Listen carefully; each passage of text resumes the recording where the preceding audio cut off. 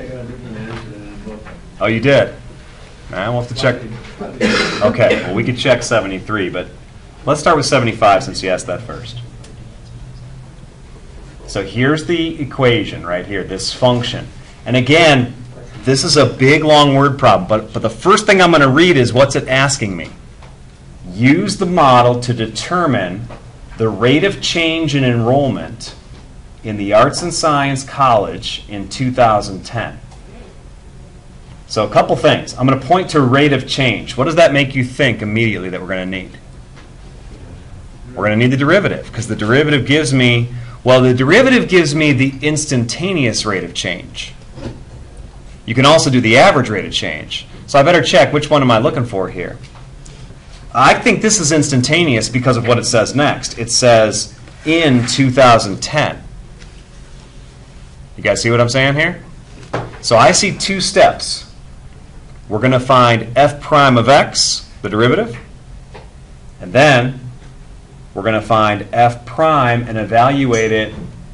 Well, we'll put in x equals 10 because it says 2001 to 2011. Those are the years 1 to 11. Understand the strategy? So let me show you. Go ahead and work this out. Okay, so this is section 3.3, number 75, right?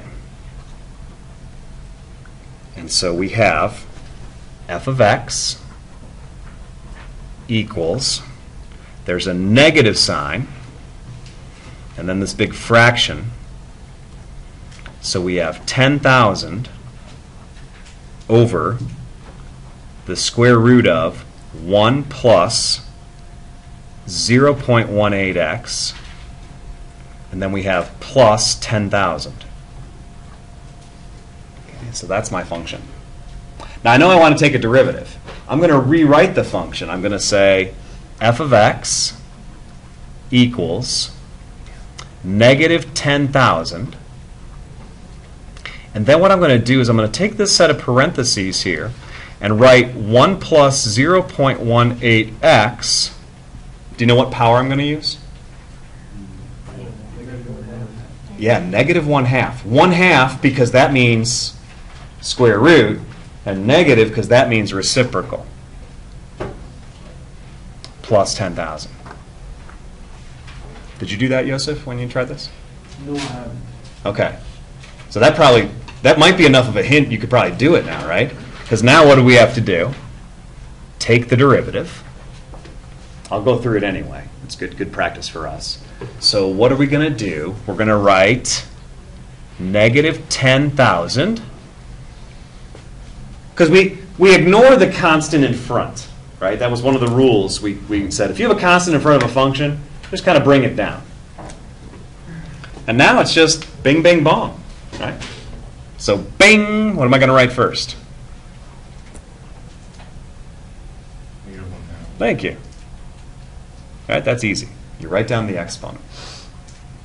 And then bing, I'm going to write the exact same thing I had, but I'm going to change the exponent to what? Well, I need to do negative 1/2 and subtract 1 from that. So that'd be negative 3/2. Good, because you're subtracting 2/2. You guys with me? And then bong. Bong, the chain rule says, I need to take the derivative of the inner function. In other words, you're taking the derivative of 1 plus 0.18x. What's the derivative of 1 plus 0.18x? It's just 0.18. The derivative of 1 is 0.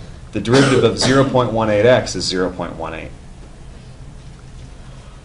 Does that make sense to people? And then, you know, the derivative of the 10,000, that's plus 0. Right? Go ahead, Yosef. So negative 10,000, we just didn't do nothing with. Right. I ignore the constant that's in front. That's right. That was Okay. You got that now? Okay. So this is the derivative. And I guess I could simplify. I don't know if I want to. Well, I will a little bit. I mean, 10,000 times negative 1/2. Oh boy. Got to plug this in or that'll keep happening.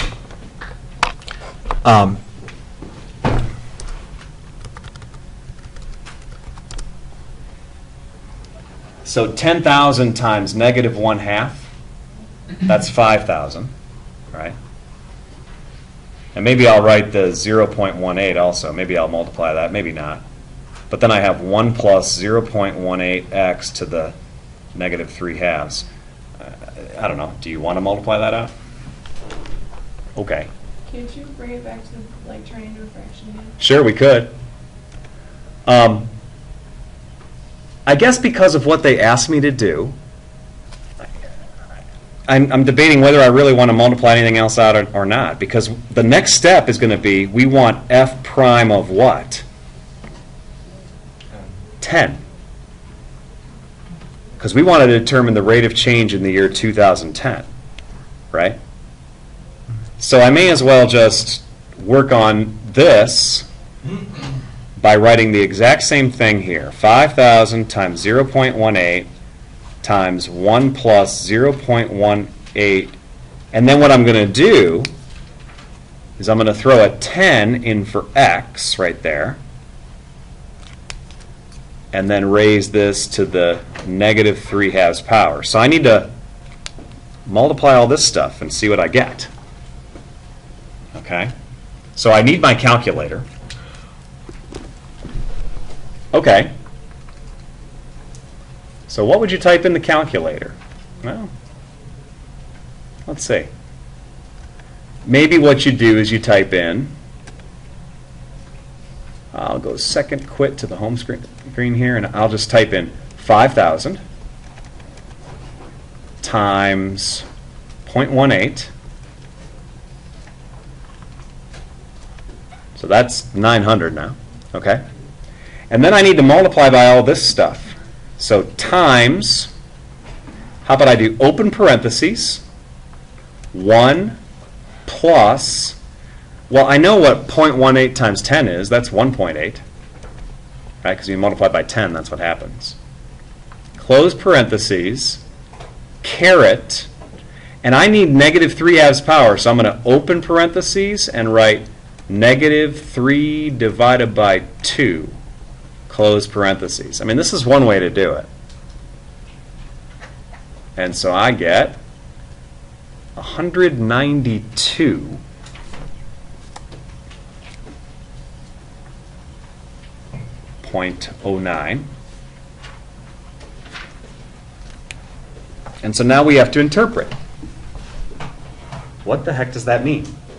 So again, when we have f prime of x, that means, remember what Leibniz would write. He would write df dx, right? And so I need to remember what the units are of these things. We know that x is the number of years, right? What does f represent? Well, now I got to read a little more carefully. It says annual enrollment, right? So f of x is the enrollment. All right. So what does this mean? Let me pause and let you talk to each other about what this means for this particular problem on page 205. Student enrollment went up 192. So here's my interpretation of this. In the year, what year are we in, guys? 2010. The enrollment was, I'm going to say, increasing. True or false? True. Okay, because it's a positive derivative, right? That's what it tells me. And what are the units? Well, we would say 192 students, that's how you measure enrollment, per year. That's the rate of change, okay? That year, it's growing. My guess is if you throw in some other year, you might not see that. Matter of fact, if you throw in a 0 for x, then you get negative 10,000 divided by 1. That's negative 10,000. Plus 10,000. So that right at the start, there's no growth. The derivative is 0. Okay, but after that, then the enrollment starts growing. So that's interesting. Okay. Now, Joseph, you also asked about, so I think at least what I'd like to do is get you started on it, and then I can have you work on that on your own time. So section 3.3, number 77, they tell me that, yeah, well, there's this psychologist. This is actually really interesting stuff.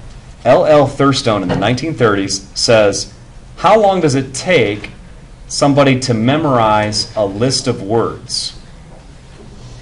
Okay? And sometimes you feel like that's what a class is in college, right? You gotta memorize the vocabulary. Well, how long a list is it? Okay? And this was what modeled his findings, this function. And so, hey, if you have at least 6 items on the list, this tells you how many minutes it takes.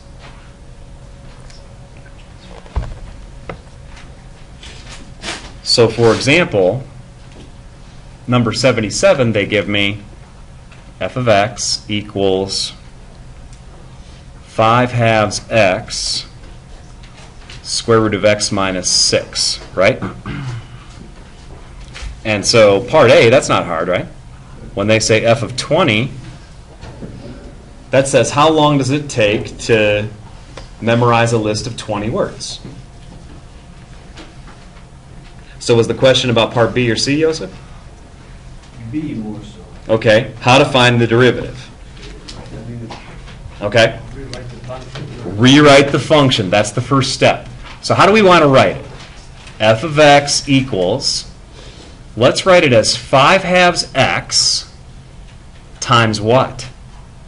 I'm going to take x minus 6, put it in parentheses, and do what? 1/2 power. That's right. Now, you know what rule I'm going to use next? The product rule, right? So this is going to be my u. This is going to be my v. 5/2 x will be my u. X minus 6 to the 1/2 will be my v. And I'm going to do u prime v plus uv prime. Is that enough? Okay. And if you work that out, you should get the answer in the back, and you should be able to then do part C. Can you actually work it out? Sure. You can't get it. So, but you got that far? Yeah. Okay. So let's see, Stephanie. What are we going to do? What is u prime? If I have 5/2 x and I say take the derivative, what do I get? I get 5/2. Right. So let's do this. F prime of x equals 5/2. Right? That's my u prime. Now v, let me write that down. So we'll write x minus 6 to the 1/2 power. Okay. Plus, well, where it says u, I'm going to write 5/2 x. Ooh, now it says v prime. So what do I need to use? Chain rule, right? So here I go. I'll do this last little piece here. It's going to be bing. What do I write down? 1/2. And then bing, x minus 6 to the negative 1/2. And then bong, I take the derivative of the stuff inside. So I take the derivative of x minus 6. Well, that's 1, right? Because the derivative of x is 1 and the derivative of negative 6 is 0. So it doesn't really do much to me there. Okay? So let's see. I guess this is it, but you look in the back of the book, they might not have that, right? Do they write it as one big fraction? Mm-hmm. Yeah? Okay. So let's, do they use square roots or do they have it to, Square root. they use square roots? All right, so let me show you how this works. So let's write this first one as 5 square root of x minus 6 over 2. Does that make sense to people? Because 5 halves times that. You know, x minus 6 to the square root, but you could think of it as x minus 6, the square root of x minus 6 over 1. Right? I mean, that might confuse people. I got to say that again. How did I get that? It was 5 halves times the square root of x minus 6 over 1. Does that make sense to you guys? Because you can always, how do you write 3 as a fraction? 3 over 1. How do you write 5 as a fraction? How do you write the square root of x minus 6 as a fraction? Well, like that. And so it's really that. Oh. So the red shows what I did to get the blue. Does that make sense? Okay. Now what about the rest of this stuff? Well, again, I'm going to make it a fraction. So to make it a fraction, I'm kind of looking at what's going to go in the numerator and what's going to go in the denominator. If I write a 4 down here in the denominator, do you see where that came from? The 2 times 2, right? What about the square root? Where am I going to put the square root? In the numerator or in the denominator? You can see that because it's a negative 1/2 power. So I think I'm going to write this as square root of x minus 6 down here. So what goes in the numerator? 5x. Okay, 5x. So there's 2 fractions, but you're saying the back of the book has 1 big fraction? See, sometimes, if you got this far on a test, first of all, you'd have the derivative. I'd say, yeah, you're right. Okay, you could actually use this derivative to do part C, and you'd get the right answer. But, the back of the book maybe writes it as 1 big fraction. It's like, well, what'd they do? So basically, here's 2 fractions. We want to add them together. Can we? In order to add fractions, you need to have a common denominator. That's right. We don't have a common denominator, but we can get one. So let me show you the step to do that. I'm going to multiply the top and bottom, well, both, okay, by 2 square root of x minus 6. And you might say, well, how'd you know to do that? Well, if I do that, do you see what the denominator is going to become? 4 square root of x minus 6, which is what this one was. Then I'll be able to add them together. Okay? Now the numerators, this one's already 5x. This one, well, what's it become? Well, 2 times 5 is 10. And what's the square root of x minus 6 times the square root of x minus 6? That's just x minus 6, right? The square roots go away. So you get x minus 6 here. Does that make sense, Stephanie? Yeah. Yeah? So I'm going to bet that their final answer looked something like this. The denominator was 4 square root of x minus 6. Is that right? No. No? They just have square root of x minus 6. They just have square root of x minus 6. No 4.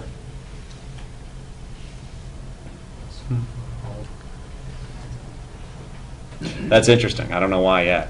When I add these, I get 15x minus 60.